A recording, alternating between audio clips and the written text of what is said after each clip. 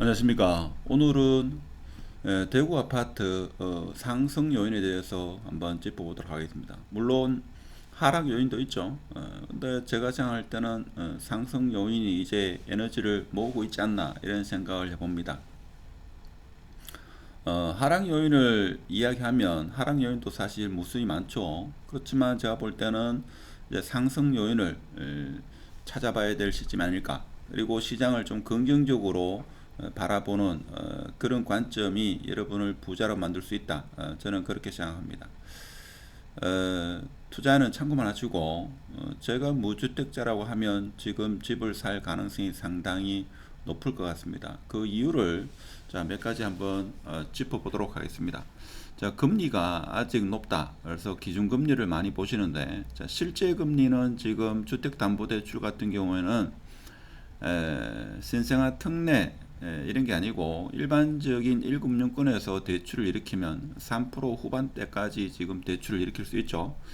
자, 그래서 스트레스 DSR, 지금 DSR이 시행된 지는 몇 년이 됐고, 스트레스 DSR이 적용된다. 그래서 대출을 많이 일으키지 못한다 이렇게 알고 있죠. 그래서 예를 들면 연봉이 한 1억 정도 된다 이거죠. 자, 1억 정도 되면 보통은 한 7배, 한 7배 정도까지 대출을 일으킬 수 있다. 이렇게 봐왔는 게 작년까지입니다.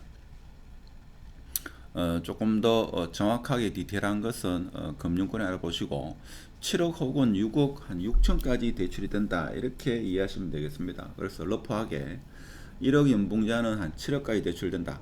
그럼 스트레스 DSR을 적용하면 지금 같은 경우는 한 6억 8천 뭐 이렇게 되고 올 연말 내년부터 완전히 스트레스 DSR이 적용되면 7억이 대출되는데 내년 되면 이게 얼마 대출되는가 하면 한 6억 정도 대출이 된다 하는 겁니다. 자, 이렇게 하는 이유가 뭔가 하면 정부에서 가계부채가 많이 높다 이거죠. 자, 가계부채를 대비하기 위해서 스트레스 DSR을 적용한다. 자, 이 이면에는 어떤 게 숨겨져 있는가 하면 하반기에 금리 인하가 될 거다 하는 겁니다. 자, 그러면 하반기에 한 번만 예를 들냐, 뭐 한 번만 금리 인하가 될 수도 있고, 뭐 두 번, 세 번 이렇게 계속적으로 금리 인하가 되겠죠. 즉 25년도, 26년도 계속적으로 금리 인하가 될 겁니다. 그러면 한 번 금리 인하할 때는 우리가 대체적으로 알 수 있는 게 한 0.25% 될 거다. 그러면 두 번째 금리 인하 속도가 언제가 될 거냐 하는 겁니다. 예를 들면 올해 6월 달에 만일에 한 번 금리 인하를 했다 이거죠. 그러면 8월 달 한두 달 지나고 또 금리 인하를 한다. 두 번째 금리 인하가 첫 번째 금리 인하 후에 몇 개월 시차를 두고 하느냐, 이게 제가 볼 때는 상당히 중요하다. 그래서 결론적으로는 뭔가 하면 스트레스 DSR을 시행하는 이유가 향후 금리 인하 방향이 정해졌기 때문에 정부에서는 가계부채를 대비해 가지고 증가의 대비를 위해 가지고 한다 하는 겁니다. 그렇으면 그렇게 되면 금리 인하는 향후에 확정적이다 하는 겁니다. 그러면 시중에 유동성 장세가 풀릴 가능성이 있다 이거죠. 물론 금리가 얼마만큼 떨어질지는 지켜봐야 되겠습니다만은 정부도 걱정하는 부분이 금리가 하락하게 되면 부동산 기타 자산이 많이 오르지 않을까. 자, 이런 염려도 제가 볼 때는 대구 부동산의 상승 요인 중에 하나다. 자, 해석을 어떻게 하냐 따라 가지고 이것이 하락 요인이 될 수도 있다 하는 겁니다. 그래서 스트레스 DSR을 적용하게 되면 대출을 많이 못 일으킨다 이렇게 생각할 수 있겠습니다만은 금리가 떨어지기 때문에 오히려 상승 요인, 저는 그렇게 보고 있습니다. 그래서 입주 물량 감소, 자, 입주 물량 감소 이것도 제가 볼 때는 이 한 가지 요인만으로 대구 부동산이 상승 요인이다 이렇게 볼 수는 없습니다. 서울 같은 경우는 지금 입주 물량이 감소하는데도 불구하고 가격이 더 떨어지는 그런 경향도 있죠. 자, 그리고 지금 대구 부동산이 연일 마이너스 1억부터 해가지고 분양가 입주한 아파트 경우는 잔금을 못 치고 세입자를 못 구해가지고 어려운 상황이 발생하고 있다. 자, 이런 상황 속에서도 투자가는 작년 올해 계속적으로 들어오고 있습니다. 물론 그 숫자가 많지는 않죠. 자, 이런 분들은 아파트 투자 경험이 많으신 분들이다. 그럼 이분은 지금 대구 부동산이 폭락을 하고 있는데 왜 지금 갭 투자를 하느냐? 자, 이분들은 한 26년도 26년도를 보고 들어오는 분들도 계시고, 작년에 사실 갭 투자가 조금 많이 들어왔죠. 그래서 작년에 들어오신 분은 내년을 보는 분도 계신다.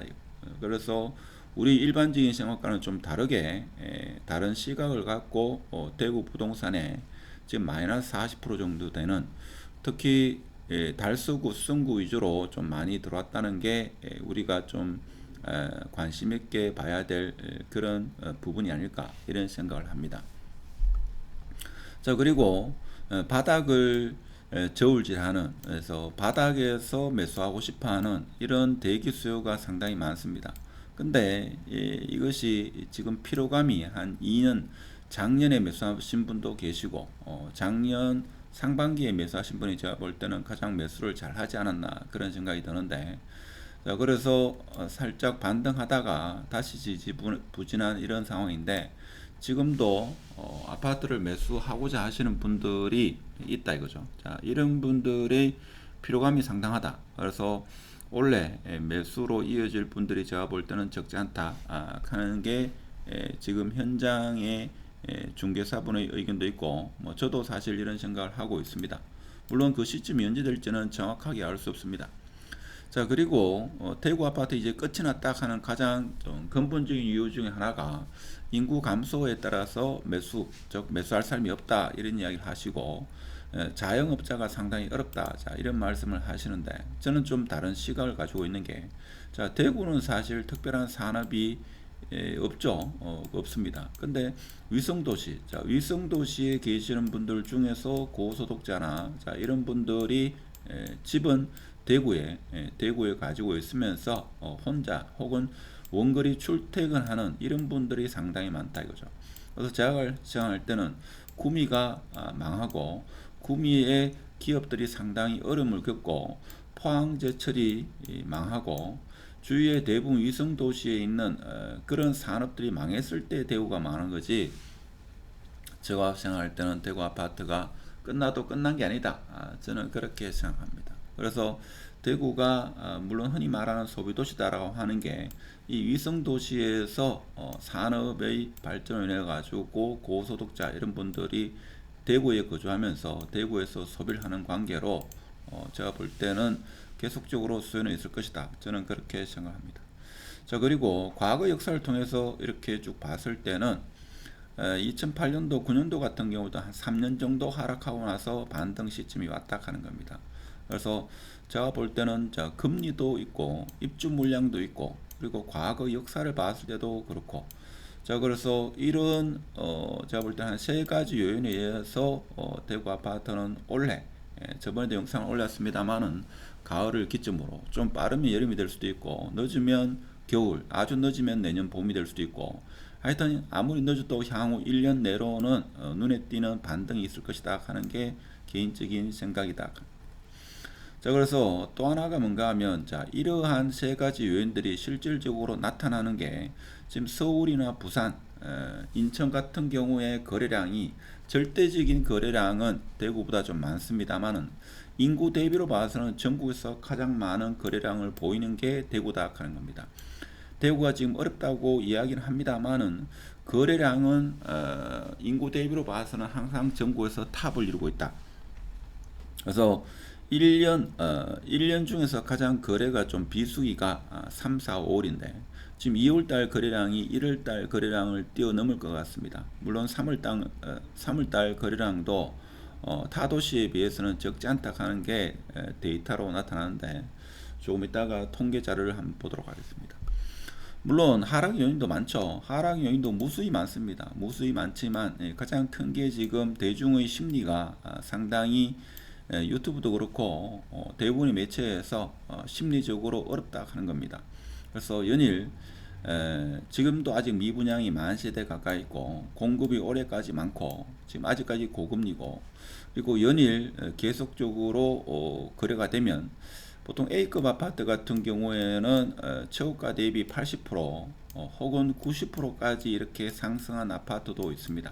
자, 그런데 그동안 1년 혹은 2년 동안 거래가 없다가 이제 거래가 한 건 이루어지는, 자 이런 아파트 같은 경우는 아직 마이너스 40%, 심지어 마이너스 50%도 있기 때문에, 자, A급 아파트, 이런 아파트의 가격 상승 흐름보다는 그동안 거래가 없다가 거래가 일어나는, 뭐 1년 만에 거래가 일어나는 이런 아파트에 포커스를 맞추다 보니까 아직까지는 대구 아파트가 어렵다 하는 그런 이야기를 하고 있습니다. 자, 그렇지만 저 같은 경우에도 많이 알지 못하고 외지인들이, 투자가들이 들어온다는 것은 그만큼 대구 시장이 먹을 게 많다 하는 겁니다. 방금 전에 제가 말씀드린 전국적으로 거래의 절대량을 봤을 때는 경기도가 가장 많죠. 그리고 서울 2월달 거래량을 보면 그렇습니다만은 대구 지금 거래량이 1709건입니다. 그럼 1월달이 1727건이면 지금 향후 10일 정도 남았습니다만은 1월달 거래량은 살짝 뛰어넘지 않겠는가라고 생각하는 게 개인적인 생각입니다. 자, 이렇게 되면 인구 대비로 봐서는 지금 누가 뭐래도 대구가 거래량이 가장 많다 하는 겁니다. 부산과도 불과 100건 차이가 나지 않고 인천과도 지금 한 200건 정도 이렇게 차이 나는데 서울과는 지금 한 500건, 600건 차이 나죠. 근데 인구 대비로 봐서는 서울이 대구 인구의 한 4배 정도 이렇게 봐서는 거래량이 대구가 가장 많다 하는 겁니다. 이 거래량이 제가 판단할 때는 계속적으로 올해 한 2,000건을 넘는 그런 월수가 적지 않게 나오리라 저는 그런 판단을 합니다. 그래서 그동안 몇 년 동안 집을 살려고 기다리시는 분이 계속적으로 하락하다가 물론 좀 인기가 덜한 그런 아파트는 거래가 없기 때문에 계속적으로 하락하는 모습을 보입니다만은 인기가 있었던 A급, B급 아파트를 지금 매수하려고 대기하는 분도 적지 않다 하는 이야기를 듣고 있습니다. 물론 지나봐야 알 수 있겠습니다만은 제가 봤을 때는 대구 아파트의 향후 상승 요인은 적지 않다. 그래서 이번 상승 기간은 우리의 생각과는 좀 다르게 급격한 상승보다는 상승 기간은 상당히 길어지지 않겠나라고 생각하는 게 개인적인 판단이고, 자, 그렇지만 지금 대구시에서 인허가 물량, 아파트 인허가 물량을 막고 있는 이 시점인데 올해 연말까지 계속적으로 막지 않겠나 저는 그런 생각을 해보고, 자, 그래서 우리가 2020년부터 해가지고 22년까지 연끌해서 아파트를 매수하신 분들은 이제 이 어려운 시기 이제 머지않았다 하는 게 제 개인적인 생각이고, 투자에는 참고만 하시고, 제가 만약 무주택자분이면 입주가 많은 지역의 단지의 급매나 아니면 지금 같은 경우는 사실 좀 핵심지로 이동하는 그런 게 필요하고 A급보다는 B급 아파트가 오히려 낫지 않겠는가